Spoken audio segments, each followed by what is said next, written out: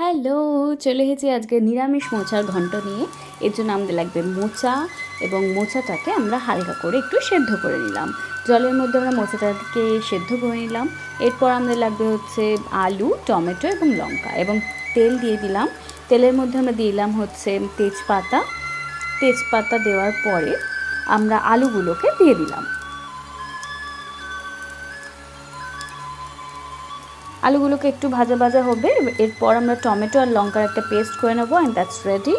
এবং যখন আমরা দেখব যে আলুগুলো প্রায় ভাজা ভাজা হয়ে গেছে, এবং হ্যাঁ, অবশ্যই কিন্তু মোচাগুলোকে ভালো করে হাত দিয়ে একবার চটকে নেবে। আমার মা ভালো করে হাত দিয়ে এটাকে চটকে রেখেছিল, কারণ বুঝতেই পারছি এগুলো অথেন্টিক রান্না, মাদের হাত ছাড়া হয়।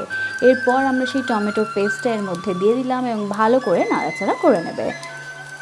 একটু নুন, জিরের গুঁড়ো, হলুদ গুঁড়ো দিয়ে ভালো করে নাড়াচাড়া করে নেবে। নিরামিষভাবে কিন্তু এই মোচা ঘন্ট খেতে খুব ভালো লাগে। বাড়িতে যদি ছোলা থাকে অবশ্যই ছোলা কিন্তু ব্যবহার করতে পারবে, তাতেও আরও টেস্টি হয়। এরপর আমরা সেই যে মোচাটা ছিল সেদ্ধ করা, আমরা দিয়ে দিলাম এর মধ্যে, এবং ভালো করে নাড়াচাড়া করে নেবে।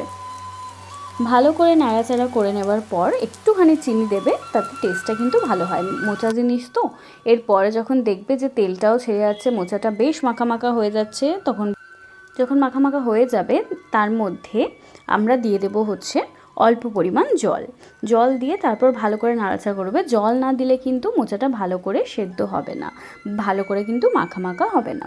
তাই ভালো করে একটুখানি জল দিয়ে নাড়াচাড়া করে নেবে, সামান্য পরিমাণ জল, এবং নামাবার মুখে দিয়ে দেবে হচ্ছে অল্প পরিমাণ ঘি, এবং তারপর দিয়ে দেবে হচ্ছে গরম মশলা।